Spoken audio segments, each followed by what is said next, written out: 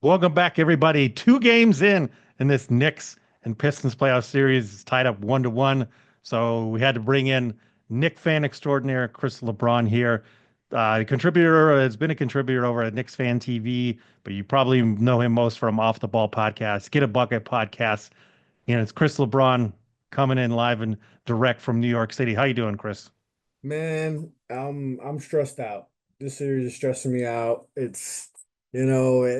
I remember I came home after game two, and I was at work, but I'm in the city. I live not too far away from the Garden, and you just see those fans just depressed and just talking about firing this guy and we should get this guy. We were talking before, like about how Knicks fans, how irrational they get once we lose one game. Well, like you saw after game one how everyone's going crazy in the streets, and it's the complete. It's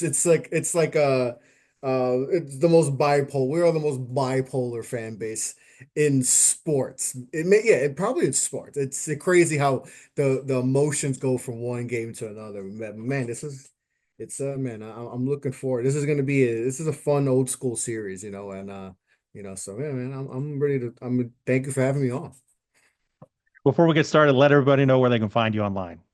Yeah, so follow me off the ball pod. That's where I'm most active on Twitter, Instagram. I've been doing some TikTok lives, getting on there, too. So I do some TikTok lives, Chris LeBron OTB. So that's where I'm most active. Like I said, talking Knicks, talking college basketball, NBA draft, high school, you name it. I just love talking ball. So yeah, man. And of course, Andy is here. Andy, are you as stressed out as Chris here over this series? Are you kidding? The Detroit Pistons won a playoff basketball game. Like that was like, oh, like that's all it took. Like it's been, what was it, 2008 or just something ridiculous. Yeah, it was Like it's 15, just, something. 17 years, something like that. yeah, it's like, so yeah, no, I'm completely happy. I mean, we'll talk about it later, but they collapsed in game one, but they came back in game two. And we predicted a 7 game series. So this is what we thought it was going to be. Even in 2 games, I don't feel like you can overly judge what is going to happen the rest of the way. So I'm excited, very happy. Great season for the Pistons. So we're not just gonna do things of like, hey, he's the Knicks guy, talk about the Knicks. We want to switch it up to start off. So Chris is gonna analyze the Pistons from a Knicks perspective, and Andy's gonna analyze the Knicks from the Pistons perspective. So let's start with our guests first. What do you think the Pistons are doing well so far, and what you've seen in these games? It's their physicality. That physical, and that's something I worried about. Like I said, told you guys before, I wasn't trying to stress out too much, but you ever seen that meme where the guy has like a straight face and behind it's like he's mad? I was like that, like telling people, I'm not worried about this is the first time in the playoffs, blah blah blah. But deep down inside, I'm like, oh man, this could be tougher than I thought. And then it's the physicality, it's like you look at game two without out rebounding us, and then this is without Isaiah Stewart too, So I knew, with Detroit they're gonna come in and they're just gonna be listen. If we're gonna break down, you essentially have won 7 out of the 8 quarters. And then the one quarter you lost, I don't know what happened. You guys just started to miss everything and give up every basket humanly possible. And you let campaign going off. So that's when I knew I was like, okay. So I kind of overthought that. Like, okay, you guys let campaign go off. All right, maybe in game two, no Isaiah Stewart. All right, we'll set the tempo. It wasn't the case. And that was the one thing I said is like Detroit, if we let Detroit get physical and get in our guy, it's going to be in, and that's exactly what you guys have done, and that's bothering us, and that's why we've seen the low score. I mean, the low 18-point quarters. It's been some low scoring games. So it's the physicality, the rebounding, and this is where like I know he's not here anymore. I hit Isaiah Hartenstein and the Dante that toughness. I've been saying all year, this Knick team is probably the best team construction-wise, the best team they've had in a long time. But I said they're missing an identity. They're missing that toughness that Dante, Julius even had, and Isaiah had, and you guys have that, and we're missing that, and that's like I think we're better than you guys, but you guys have that element, that's really going to be bothering. And it's definitely showed so far. So that's what I think you guys have been doing. And then, listen, Cade in game one, we kind of neutralized him, and we needed to do that. Couldn't let him, everyone else went off. Beasley did his thing. Tobias did his thing. Tim Hardaway Jr. every time he comes to the guard is going to try to kill us. No, it's playoff Tim Hardaway Jr. He showed up again, just like he showed up last year. We had two different stints with Tim Hardaway, didn't end well, but we neutralized Cade. But this time I knew my Cade's all right. If Cade goes off, we can't let him, facilitate. We can't let him get guys open. And we kind of did that, but we decided to not hit shots. So it's just been that type of bout. But you guys have been very physical with us.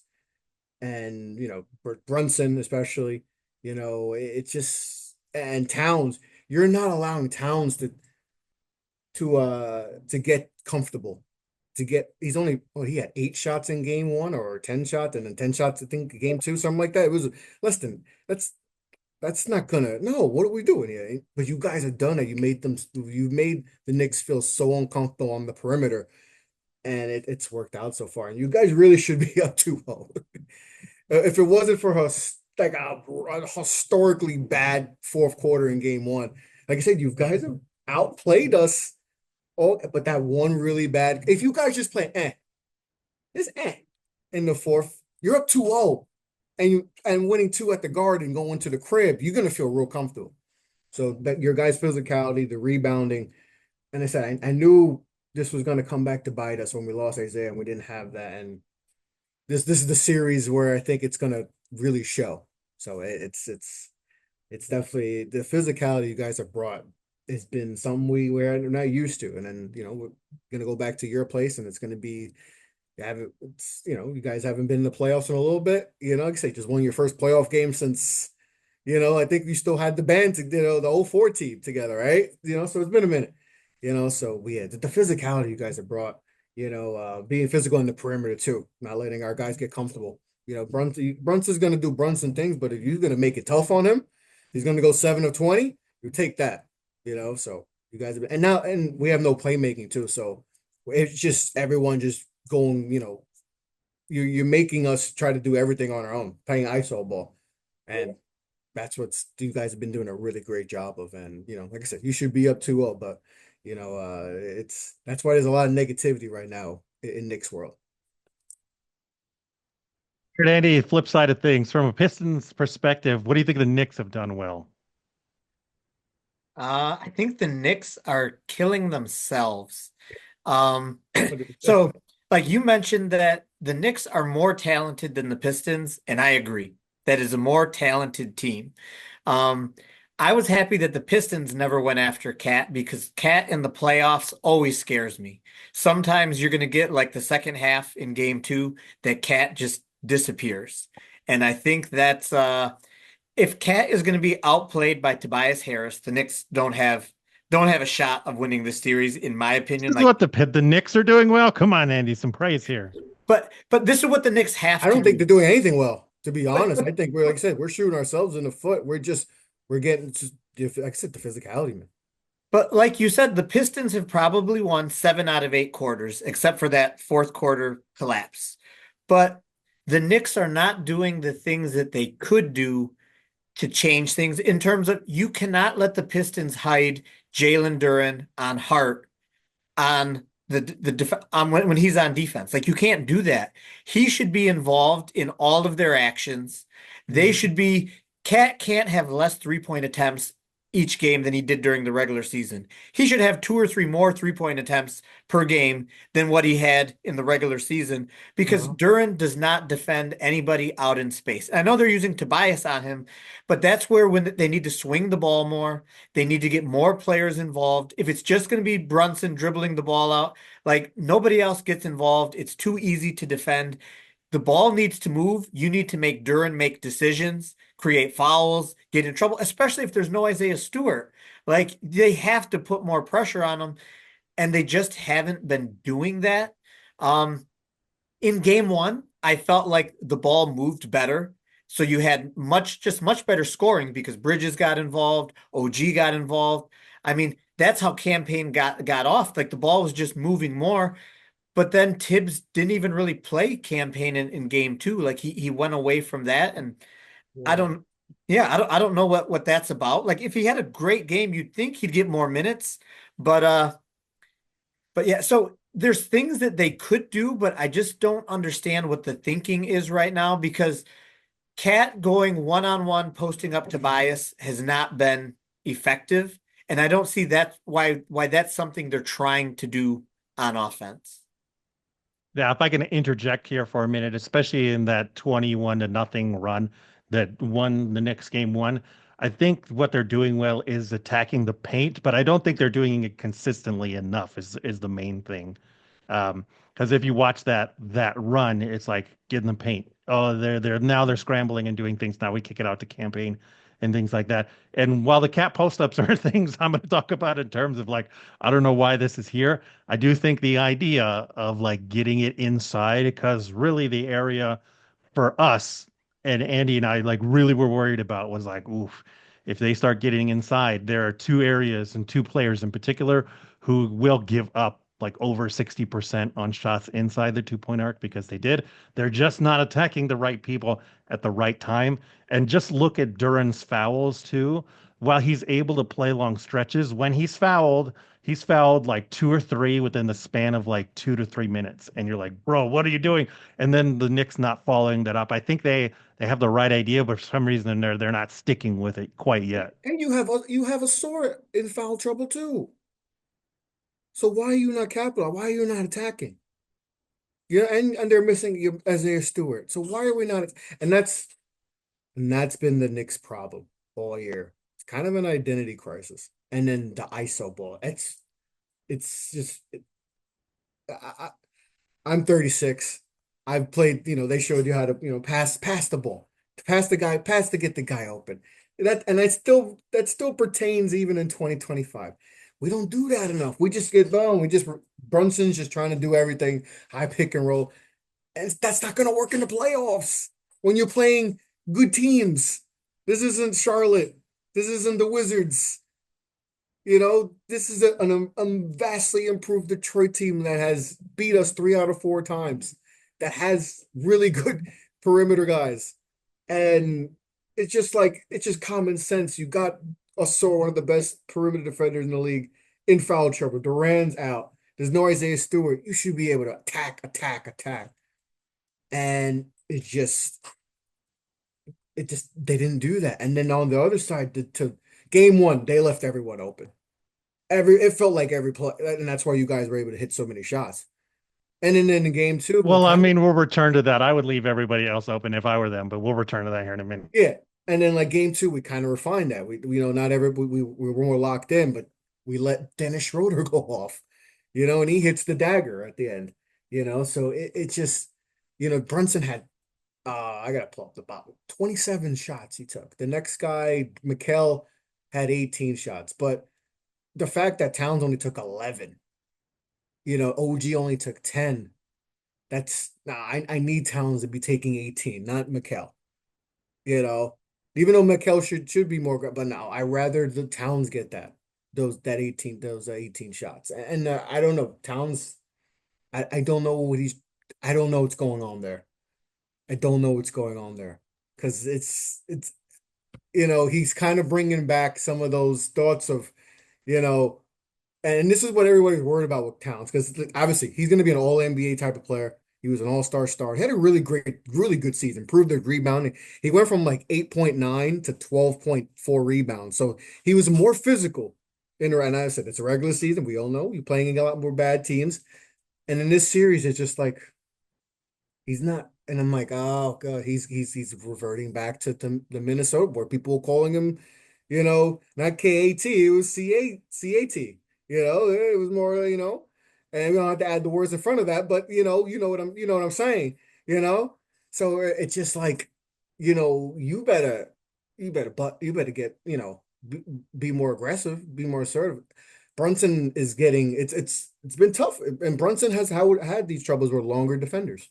You know, he can only do so much. He's not a physical freak, point guard. And like I said, he had 37 points, but those are tough 37. He had to work for the and now all the people who are on the Tibbs, like he plays too much, now this is working to their to their, their mindset, like, oh yeah, see?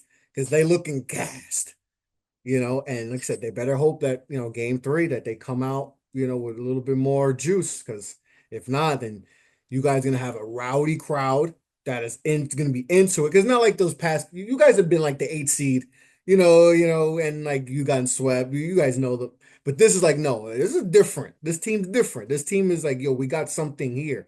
Cade is a all NBA. He might be first team all NBA. He's that type of player. Like he's risen. He's been a tremendous player this year. But so they better hope that they figure it out for game three, or else it's going to be a lot tougher than I even anticipated. So but I just there's just I don't understand the lack of adjustments. But this kind of something I kind of figured would happen because there's not a lot of plays being ran. It's kind of just a two-man game with Towns and Brunson, or Brunson does this typical stuff and that's it. But like I said, that works in the regular season, but in playoff time, it could have troubles, and definitely seen that, 7 of the 8 quarters that that we've watched so far. Yeah, so I think we touched on part of the second question where I was going to ask, like, what weaknesses do you think they should be attacking? Like from the Andy side, being the Piston fan, what do we see that the Knicks aren't attacking enough? I think Andy already brought it up. Like Cat on Tobias, that's not the matchup you want. It should be Cat on Duran. Like you should be attacking Duran is the Hmm. matchup that we've been worried about. And in that matchup, oh my gosh, why is Cat not shooting threes? Duran sucks. He's one of the worst centers in the league at defending the 3-point shot. That should be the thing they are spamming. I mean, if they are going to run the two-man game with Cat and Brunson, like that's really what they should be doing They is should be getting, spamming it all the time, like they should be yeah, doing. yeah, exactly. Pick and pop with Cat. Make sure he's on Duran Mhm. because Duran is not going to defend Cat tight, and that's going to open up everything else from there. And then if Brunson gets Duran in foul trouble, like you should have gotten him more foul trouble the last game, then it's like, uh-oh, what are we going to do at that point? I guess thinking about this too, the Knicks have done a really good job of kind of limiting the lob threat from Duran. I think he's only gotten like 2 or 3 because that's Mhm. something normally that Cade and Duran like spam all the time. But again, they should be attacking Duran with Cat because Cat can school him. And I know one of the times they played, they did have that matchup, and Duran got in foul trouble and was out the majority of the game, and Stu came in, and that really made the difference. Because if you get Asar in foul trouble, you get Duran in foul trouble, and then these other guys, Timmy's not a great defender. That's the other matchup that from the Piston fan, I'm like, they need to be attacking that guy because he's the other guy that's given up like 60% on shots inside the 2-point arc and over like 62%, I think it was, on shots 6 feet and in. Like they need to be spamming him. The rant I'm going to go on later is McHale. Like McHale in particular should be able to take advantage of like the Tim Hardaway Jr. matchup and get switched off onto that. Uh, since the SAR is mainly on Brunson. So yeah, from the Piston side of things, like it should be easy. They have attacked Schroeder because that's the other one of like on defense. Brunson pretty much carved him up and did whatever he wanted. And Schroeder, if you look at game one, like that's honestly more who Schroeder is. And why you said like he hit every shot, he ain't gonna do that. Like if I'm the Knicks, I'm like, leave him open, let him shoot. He shot 37.8% from the field Mhm. with this Piston team during the regular season. Let him go. We know who he is too. Like how many clutch playoff shots does Dennis Schroeder have? My goodness. He's not the guy that's going to beat you. So yeah, that's from the Piston fan side. Just to like go off of what Andy said. To me, I'm looking at this of like, man, I really think the Knicks are wasting too many opportunities, easy opportunities that they can pick on for the guys Mhm. that are really not that good on defense for us. What about for you in terms of looking at how the Pistons are attacking the Knicks, since you get to see the Knicks all the time, where you're like, if I were them, I would be doing this more. If you're the Pistons, you got to keep attacking Brunson, because obviously he's our weakest defender, uh, and just have us keep having a SAR on Brunson too, because listen, Brunson, like I said, he had 37, but 12 of 27, and you made him work. He made him work, so you got to continue to do that. And like you said, I feel like it's more the Knicks just not getting messing themselves up more than anything. It's just like I said, an identity crisis. The worst time to have an identity crisis in the playoffs too. And this is what we saw. We saw, so towards the end of the season, like when Brunson was out, you saw OG and Mikal start taking more of the load offensively. They were feeling themselves, but then Brunson comes back. We all know Brunson's going to get his, and him and Towns are the guys. So I feel like, you know, OG and Mikal sometimes are playing, they are the third and fourth options, but they feel like they can do more. And I just think the Pistons are in the perfect spot. Like, hey, they're messing this up on their own. Well, let's just take advantage of this.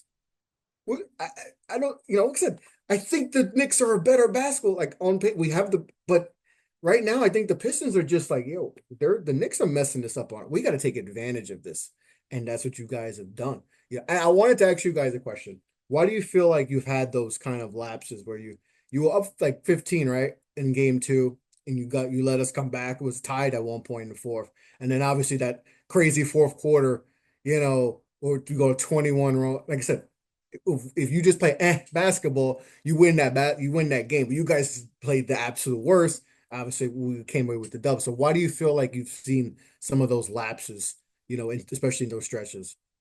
So I think the reason why you've seen those lapses is because that's who the Pistons are. We don't really have a number two. Like Mhm. Malik Beasley will get hot and put up numbers. Tobias Harris has played great in the playoffs, but he hasn't done that in the regular season for very many games. Mhm. So if Cade starts struggling, the team doesn't score. And that's why, as a Pistons fan, I'm not too excited being 1-1 right now because, like what you said, if the Knicks get out of their own way, it would not be too difficult for them to change this series and for the Pistons to have a hard time. No, Yeah, I mean, that my makes other sense. answer too is Jalen Duren sucks on defense. Like in the Yeah. moments where the Knicks get him, it's Duren out there on the court a lot of times.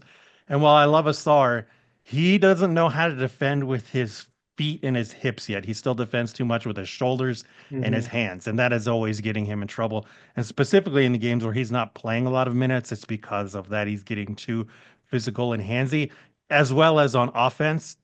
I don't think any of us know what Asar is on offense, to be Yeah, perfectly blunt. He hasn't he's taken still a got development three-pointer there. at all in these series. Not that he takes a bunch during the season, but I mean, if you got a non-shooter out there and you're playing him alongside Duran, who's also a non-shooter, like that's pretty easy to defend there. And then if Schroeder's not hitting shots and he's another guy out there with all them, then it's like, yeah. And that's the other part about it that I will go on a rant on is JB loves Dennis Schroeder for whatever reason. Yes, he had the big shots in game two, but this team lives and dies with Cade.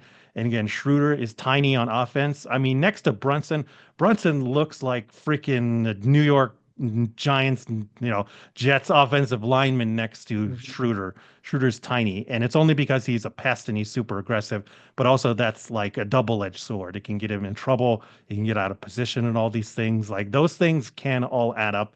And then if Cade isn't hitting anything, there's like Andy said, we don't have a number two.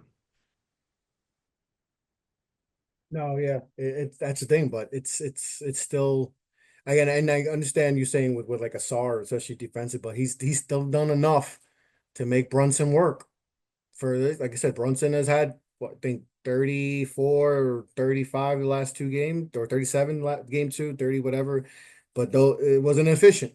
And Brunson's been really efficient this year, but he's made him work, and he's had trouble with those longer guys, and you know Asar is hedging on everything. They're not going to switch or anything. They make sure Asar is on him to make it. He's gonna use. They got six fouls. They're like, hey, Asar, use them all. Make it work. Make him work. And that's the key because he's the engine. Everything. If Brunson's playing efficient basketball, the Knicks are they're gonna beat you.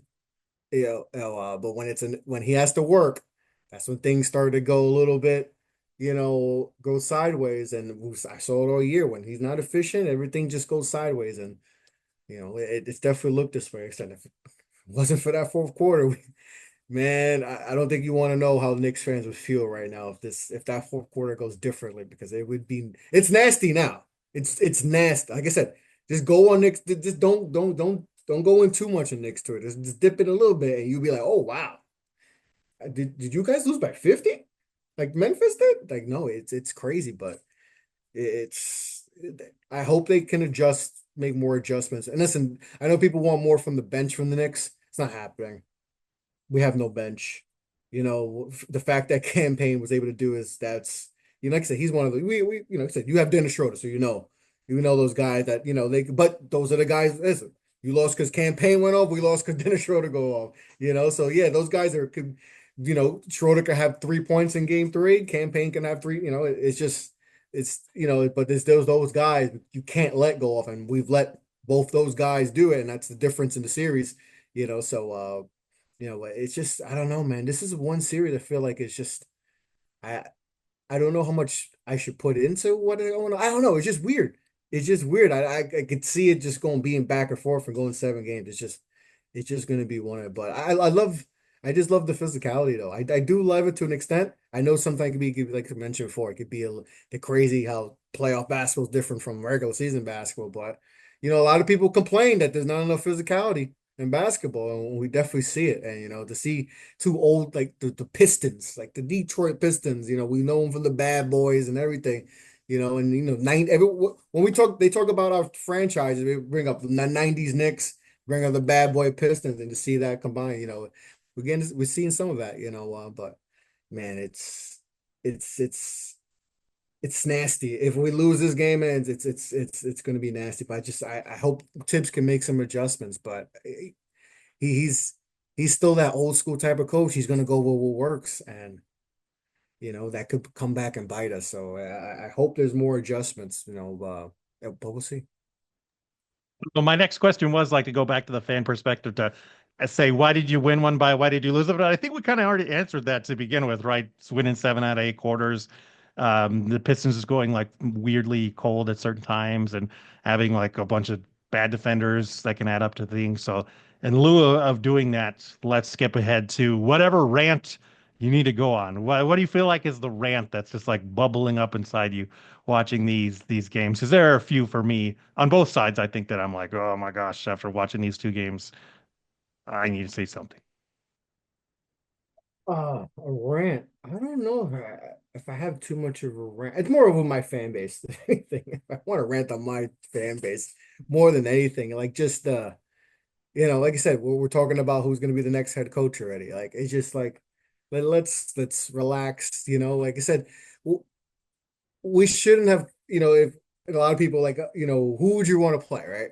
Yeah, I'm sure you guys got that. Who do you see? And everyone's like, oh, Detroit. And even I fell into the trap, but it was more of me just being a fan and all that. But like I said, deep down inside, I was like, this is gonna be tough, But I, I I don't have too much of a rant.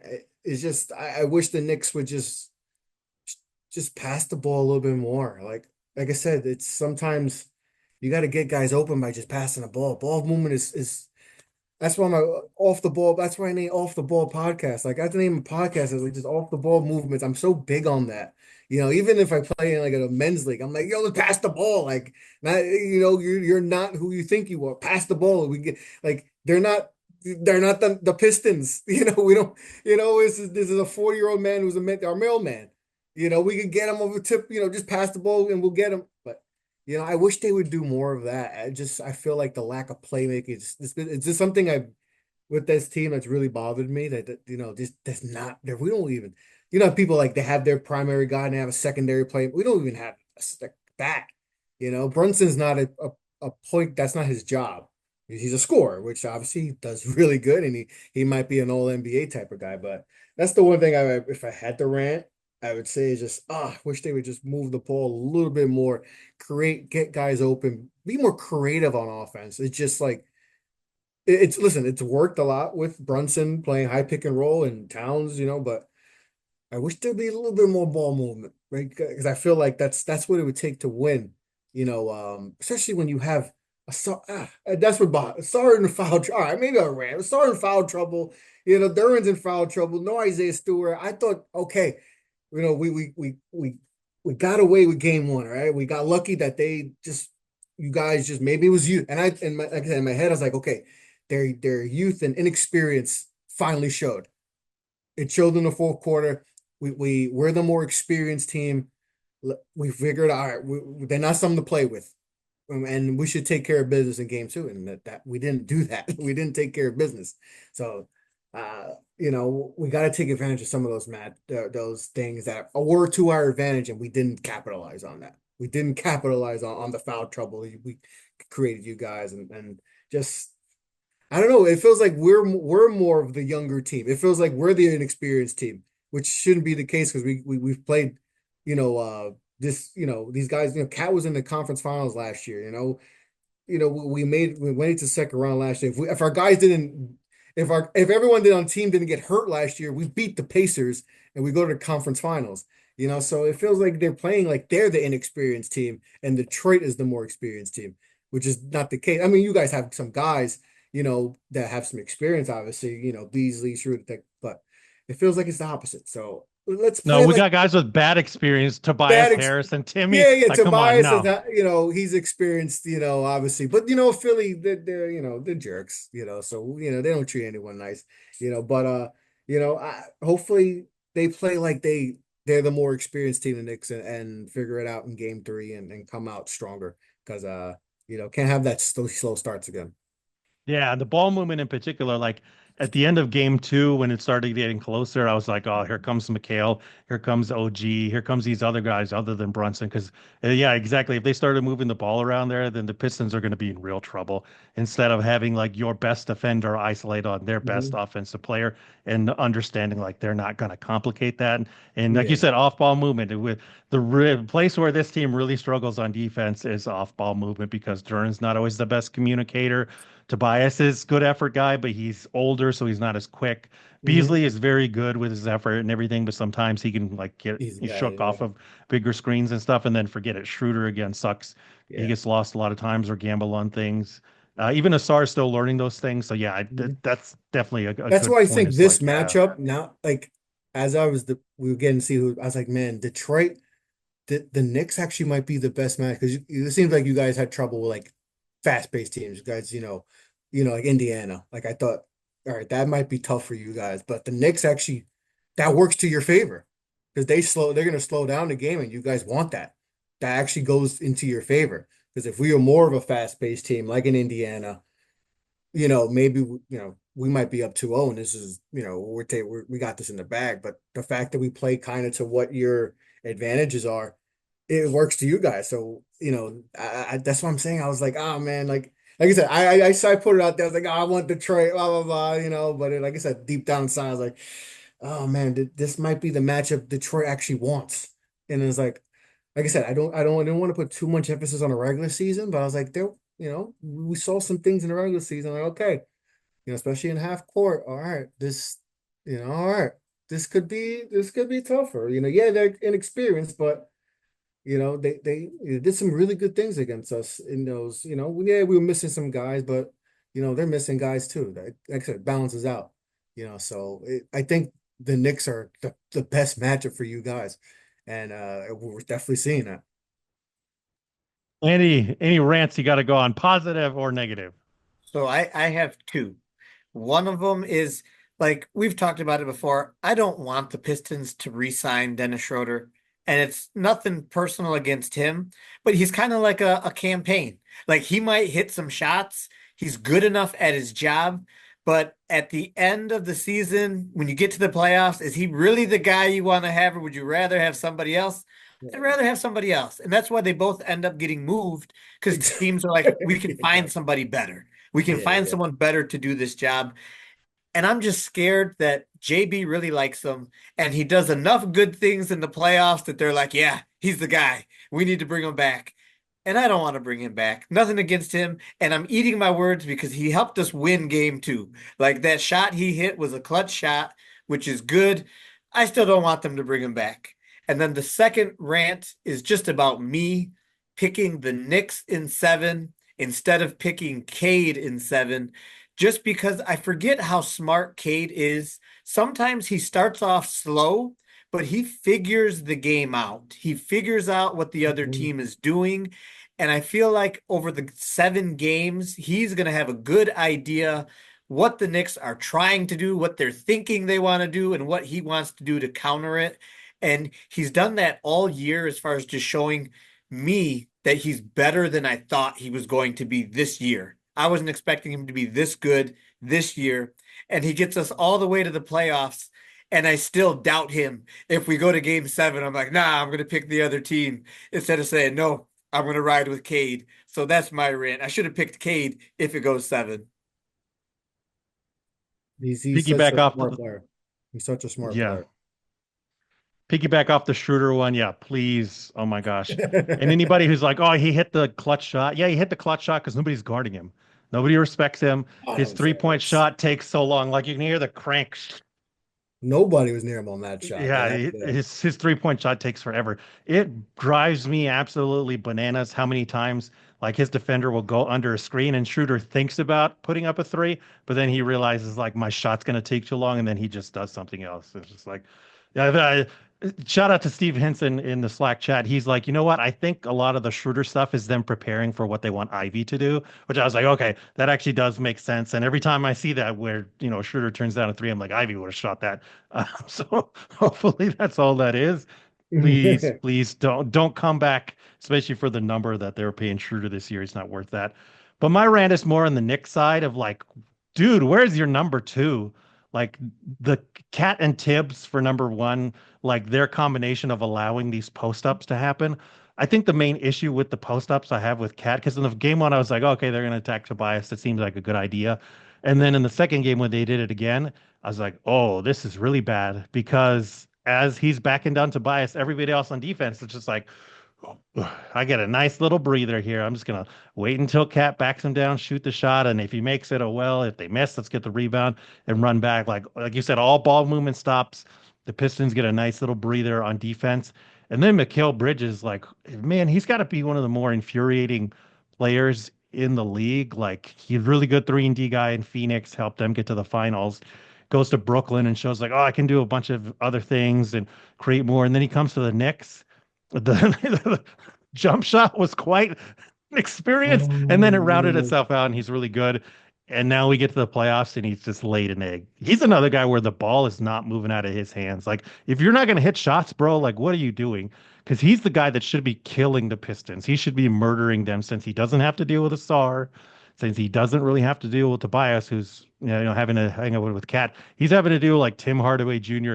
and Cade, who Cade's fine as a defender, but you don't want Cade guarding their number two guy for sure either. You don't want him wasting all the energy there. So Mikal should be the guy that's feasting, like for whatever. Cat, you need to find Mikal whenever you're open.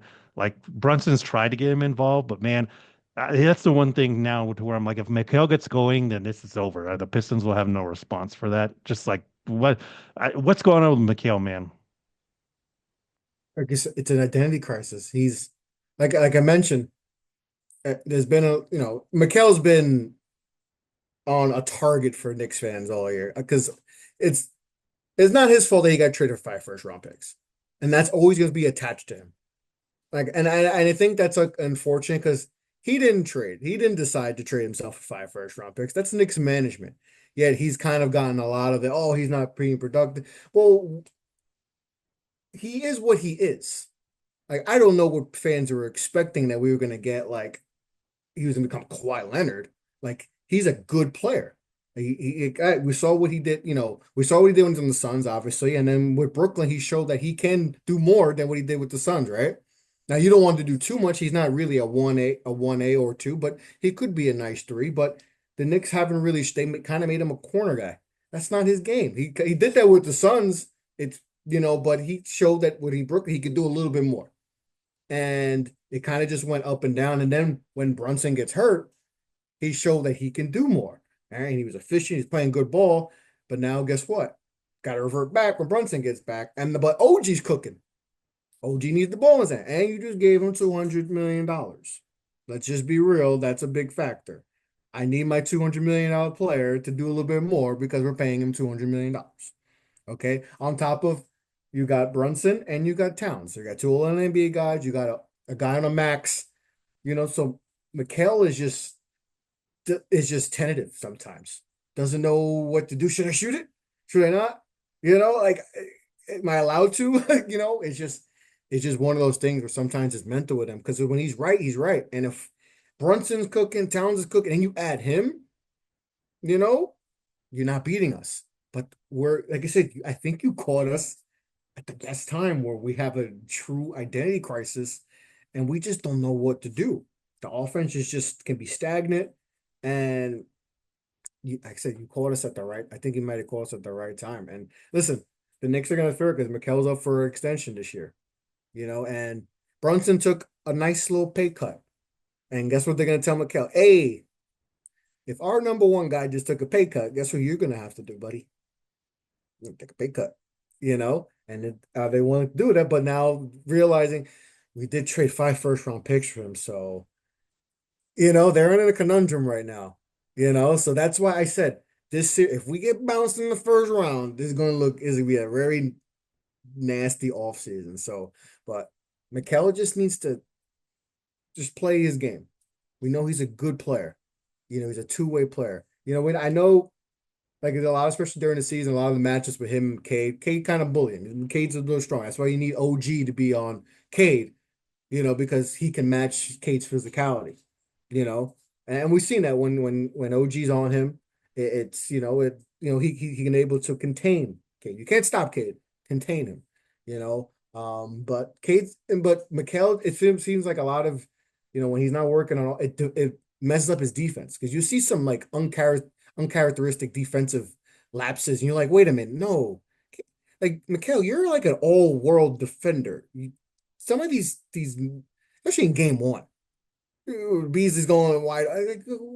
Come, Mikel, no, like I understand if your offensive game, we can't let that get to the deep, and that's where people are getting frustrated with. Like, okay, if their shot's not going, it's not going. But at least we know we could depend on defense. But if their shot's not going and you're not playing defense against like the Beasleys and Tim Hart, like guys, it's not like it's Kawhi, KD. You understand? It's Beasley, and then we can't let Beasley get cooking because he's gonna start yapping to the crowd, and he's enemy number one right now in New York right now. We're going after Beasley, So he just gotta just stay focused, and like I said, it's not ideal being the fourth option when you were the number one in Brooklyn or the three, and now you're relegated to being the fourth guy. But just play your game, and just try not to let. Maybe he goes on Twitter too much and reads what's going on. Maybe that's affecting him. It's hard to do in New York not to go on and read what's going on, being told every day. But just play your game, man. Just play your game and just stay disciplined. He's a very disciplined player, and sometimes he's not disciplined on defense. He's got to get back to that. If he gets back to that, we'll be all right. But he's got to get back to that because it seems like it's all in his head right now. What's going on? So hopefully he figures it out. All right, so we've got 2 games down. Give us your predictions now. Andy, you're going to change your prediction from Knicks in 7. I think I'm still going to stick with my Pistons in 7, but I'll give you some other tidbits here at the end. What are your predictions for how the rest of this series plays out? So I think the series is going to be, this is going to just sound like a cop out, but the series is going to be unpredictable. I don't think these first 2 games are going to be consistent. Like this is how the series is going to be. If it does, New York is going to lose. But I don't imagine, I just can't see it going this way. I feel like if they do use OG more and they do use Mikel more against Tim Hardaway, they will have much more success. If they are moving the ball more, they just have too much talent to be doing this ISO stuff. They really do. And like you mentioned it, trying to go against our best defender. Why are you doing that when your third and fourth best player are so much better than our third and fourth best player? Like that's where your advantage is. That's what you have to be doing. And I just can't see the series playing out like this. Isaiah Stewart and his knee, that's going to be a very interesting thing. Duren played great as far as being active in game 2. Is he consistently able to do that? I don't think so. I love the kid. I've always been cheering for him. Even when Steve is like, no, I'm like, no, I still believe in this kid. I believe in him. But you can't and he's still in foul trouble in game 2. So like he gets in more foul trouble. But I just can't how could the Knicks not attack him more? because he is young and inconsistent. And if Mhm. you attack him and you get him out, it just changes the Pistons so much. So I just see so many things that the Knicks could do better that I don't think they're in that much trouble. But if they don't change things, they are in big trouble because 7 out of 8 quarters, they have not looked good. It's as simple. Take advantage of the matchups you had. Like I said, you got Brunson on a SAR, you got other okay. Well, you got Tim Hardaway and OG or Tobias, and then we have other matches where we can like, all right, we need to capitalize on this matchup. On whoever's whoever Tim Hardaway's guarding, attack.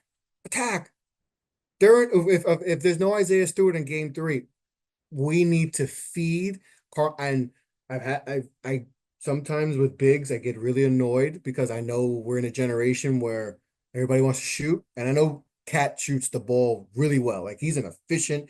He's actually when people said when a few years back when he said he thinks he was the greatest big man shooter, I actually didn't think it was that crazy of a thought. Like you look at the numbers, you're like he shoots it. He shoots Same, a yeah, high. same. He shoots at a high clip and is efficient. So I didn't think that was that crazy, but I was like, no, you need to get Duran in foul trouble because who's coming off the bench that you worried about? That big Isaiah Stewart, if he's out game 3, you don't got to worry about Isaiah coming out. So we need to. It's simple, guys. It's just take advantage of those matchups. It should have happened in game 2. That should have been. I thought that was going to be. That's why I was so calm. I was like, oh, we're going to take this. Like I said, we escaped the game 1. Game 1, okay, all right. Like I said, took advantage of the inexperience. Game 2, all right. We capitalized on no Isaiah Stewart. I was like, oh, this is a Karl Anthony Towns game. Just feed the man, feed him, and it just it started to look like it that way, and then they stopped. No, feed the big man. Hey, Carl, don't shoot 1-3. Don't shoot. Feed. Get this man in foul trouble because that the you play the long game, we'll win. We'll take.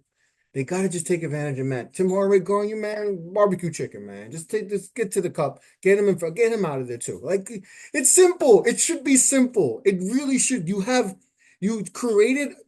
This is what the Celtics did.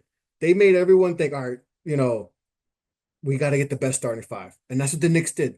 Knicks saw the what Boston how they won championships. Like, oh, they just got the best starting 5. Well, okay, that's what we're gonna do. We're gonna get length, right? We got OG, we're gonna get Mikal, this, and so use it. You have the better starting 5 than Detroit. Take advantage of this. Take advantage of these matchups with Beasley. As good as Osara's defensively, you got to take advantage of Tim Hardaway's in the game. To attack with Beasley. He's not a great. Take advantage. They haven't done that. It just there's too much lollygagging on the perimeter, and they don't know what to do it. Attack. Old school. Just drive. Put your head down. Get to the rim. You know, and people were complaining about the foul discrepancy. And I was like, we're not we're not capitalizing. We're not attacking. So we're not going to get calls because we're not attacking. We started to attack more in the second half, but I was like, why isn't this should be the game plan all game? Attack, attack, attack. Instead, we're taking contested threes and stuff and not getting Karl Towns more involved in the paint. Like, no, man, come on. It's simple. It's a simple game. It really is a simple game plan. And yet they have made it complex. Just make it simple, and you should be if you just capitalize on those, especially if Isaiah Stewart is not playing. I'm not sure is there a word on They him? haven't said anything yet, but I mean, when it's a knee, I always think like, It's oh, a that's not going to knee, be short so term. those are tricky. So let's just say he's out. That's if that's not the game plan, dog, guys. If I don't see that, I'm going and I'm going to be at work, so it's going to be more stressful. I'll be watching on my phone. I'll sneak away. But if I don't see that, then you guys are going to have a chance to beat us, really. But if I see them attacking, if that's man, hey, we should take care of business. But if that's not the game plan, then I don't know what's going on in the coaches' locker room because it's like that's simple. I think that's pretty simple game plan. But if they're not going to do that, then you're gonna you got the home crowd that you guys are gonna be going crazy. The fans base is gonna be crazy. I don't know. If that's not the game plan, I don't know. I don't know because then we're in for a long, long series. Yeah, I mean, my last point on this is if it turns into an offensive shootout, the Pistons have no chance. Whereas on the opposite side of that, if it turns into a defensive slugfest, the Knicks don't have any chance in that. It's just playing into the strengths of the roster you constructed. And hopefully game three will give us a little bit more of an indication of what they're trying to do. Because I do think like the supplementary players haven't really shown up yet. That's probably the reason why like we're all kind of so I mean, even though I'm normally somebody who would be like, you can't say like that, like you'd be more definitive, don't be wishy-washy. But yeah, it's the truth. It's like we don't really know how this series has played out, and I think it is more because like Malik Beasley hasn't really done his thing for the Pistons. There's nobody outside of that that has consistently shown up, and then for the Knicks, McHale, OG, Cat, it's like those guys haven't really shown up and exploded yet. So once Yeah. that happens either side, you probably get a better idea of like, okay, this is how this series is going to play out now. And I would start Mitchell Robinson. I would. Oh yeah. You know what? Andy and I, before you came on, we were both saying, you know what? I feel like the lineups with Mitch Rob, like the Bowman was so much better, and it just seems like those lineups are more efficient, and the Pistons are having trouble with them. I mean, part of it's probably because they're facing the backup unit, but even when Duran's in there, it seemed like just the idea of Mitch Rob over Cat necessitates that we're not going to have these weird post ups and like more other guys are going to get involved. So yeah, Yeah. yeah, absolutely. I've been saying this. They lost the game to the Spurs maybe sometime last month, and I said it on one of the shows, and I was just like, yeah, it's time to because Mitchell started to still ramp in. He's come back from the injury, and I'm just like, we need to insert him. Hart needs to come off the bench, because I feel like at times Hart can be sometimes a little erratic too. I'm like Hart and we could use some more some playmaking off the bench. Like I said, we don't. Hart might be our best playmaker, to be honest. And so him coming off the bench, I think maybe you insert in this series. Yeah, I feel like that should have been. I don't know. I've never been on the Tibbs thing, like fire him, but this is a series where it's like I'm questioning some things. Like I said, questioning some things, and like I said, I would insert Mitchell Robinson into this line, especially in this series. I think it can neutralize so many things. So I would do that. They're not going to because Tibbs is stubborn. He's gonna go with what he knows works, but I feel like just that, starting Mitchell and putting Hart. I think we've seen enough of it this season. We've seen a lot of it, but enough of it where I feel like, yeah, with that lineup, you add him there, especially that you guys, especially offensive rebounds, second chance points. That was our staple last year. That's kind of what made us so good last year was, offensive rebounds and that's now one of our Achilles heels is that. So you guys killed us. So I feel like if you add him there, you kind of neutralize that and, you know. But I don't know if they'll do it, but that's something I would do if I was a coach. I would put Hart to the bench and start Mitchell Robinson. I feel like that will change some things, but we'll see. I don't think it's gonna happen. So, but I would do that. I would have done it, towards the end of the season to get it going so you can get enough minutes with that unit and see how it goes. But I saw enough where I was like, yeah, I think this could work. You know, and we saw with Gobert and Cat, the last few years. And Mitchell Robinson's actually a way better, pick and roll defender than Rudy is. We see in the series now, Rudy's getting cooked on anything pick and roll. So and Mitchell Robinson is a way better pick and roll defender than Rudy is, and Rudy's four-time, defensive player of the year. So I feel confident if you make that switch, that can change some things, but I'm not Yeah, sure. absolutely. So it's going to be interesting to see how the rest of the series plays out. Andy, let everybody know where they can find you online before we get out of here. And then Chris as well. Thank you so much for being here. Let everybody know one more time where they can find you. Yep. You can find me on Twitter at D_D_Pistons_fan. So happy the Pistons got a playoff win. I mean, anything could happen now, and I'm happy. Like this has been the greatest season ever compared to the torture we endured last year. So this has been awesome. Chris, it was awesome having you on the show. Appreciate it. And I I feel I sympathize with Pistons fans because not too long ago, my team, we were in years, and for us, it's always worse because we're New York, wherever New York. You guys can, if you guys have a bad season, you can kind of go back, like the Homer Simpson thing. He just goes back in the bushes, and people be like, we're not worried about, we don't talk about the Pistons to the lottery. With us, it's 24/7, no matter what. So it's more louder. But I know how it feels to be that bad and turn around. So I have sympathized with them, but we're in a heated playoff series right now.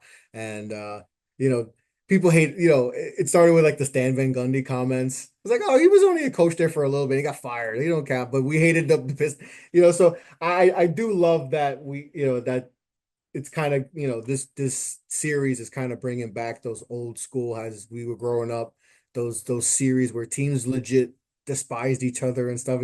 So that's been good. So, but I appreciate you guys having me on. And like I said, I'm really stressed out watching this series because I think game 5 is I'm actually off, so I can actually watch it. I don't know what's better, if I could just be distracted at work and just like follow like game 1, like in game 2, like first 2 games, or actually staying home where I can actually physically throw things. So I think maybe it's better I'm at work and I have to be composed and and show, like, 'cause I work in a residential building and I gotta smile and like, but I'm like, oh my God, what did he do? Hey, how are you? Have a good day. Oh man, you got to see my face when we lost game 2. Like it was like a half hour from our shift done, and I'm just like, I don't want to talk to anyone. Just leave me alone. Leave me alone. But appreciate you guys having me on, man. It's been fun, and hopefully the series goes 7, because I think this is we're seeing the emergence of Cade. As a basketball fan, I love seeing Cade. He's healthy, and that's one thing. We know he's a hooper. We know he could ball. We just need to see him healthy. And once he was healthy, I was like, that's when we'll really get to know if this Detroit team has a bright future.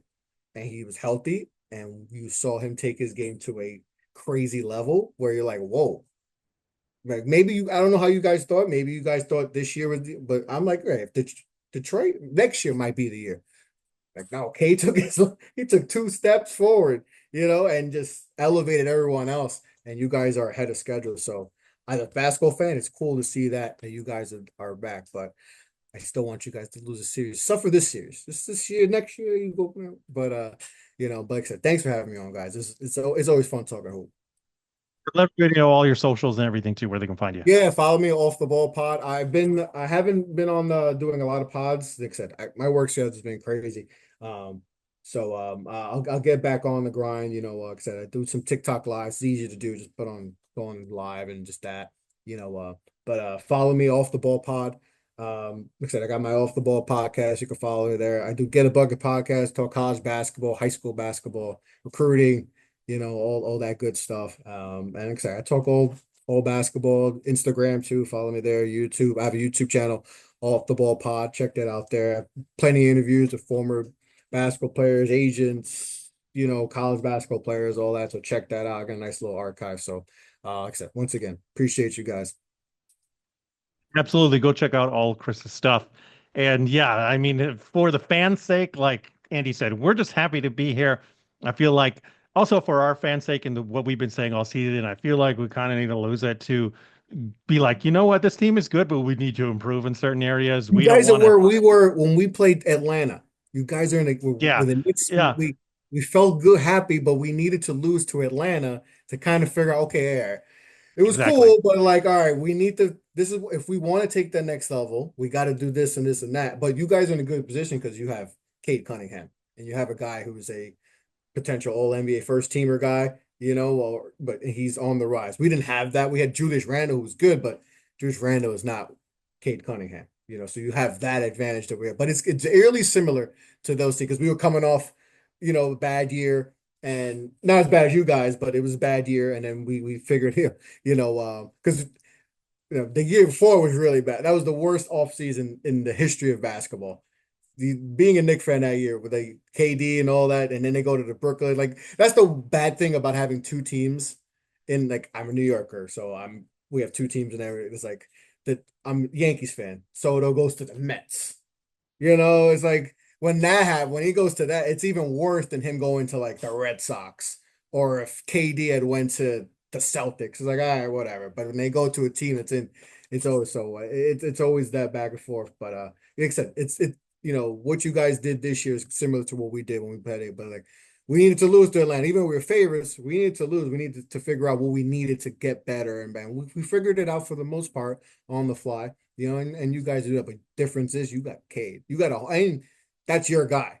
Like you drafted him, and you had along the way you've had some bad drafts. I know about bad drafts. Trust me. Frank Ntilikina, Kevin Nog, former Detroit Pistons great, or he's currently I don't even know what team he's on. He's on the Warriors.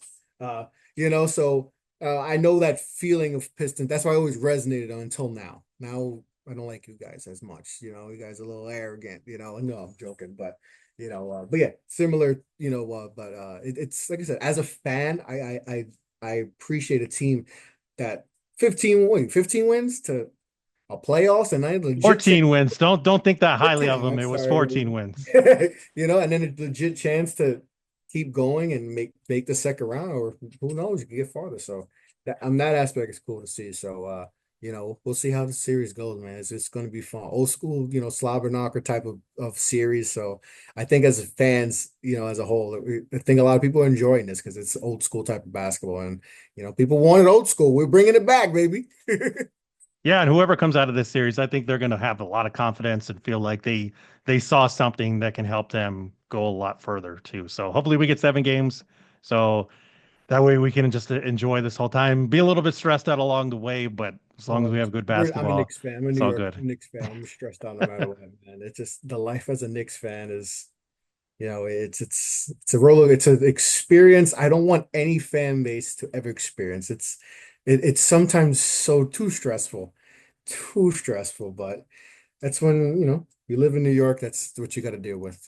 But it is an emotional roller coaster. Just if the one loss, and the whole world is. That's what I'm glad you guys are just enjoying it. You're like, all right, whatever happens, happens. We're just happy that we made it to the playoffs and we're going up trajectory. With my team, you wouldn't you would thought we were lost, 70 games this year after that. But it's just life as a Knicks fan, man. It has its good and its bad. So you saw game one and all the viral stuff, and then you see game two, and then you see all the negativity. So that's just being a Knicks fan. But like I said, this series is gonna tell a lot, man. It dictates a lot Yeah. for our future. Your future, your team, is doing good. You go on the right path. But for our team, it could be a lot of things happening this offseason if we don't get past you guys. But you guys are making it a lot harder than I thought. And but it's gonna be a good one, man. Absolutely, absolutely. So yeah, thank you so much for listening to us. We'll catch you next time. Go on it.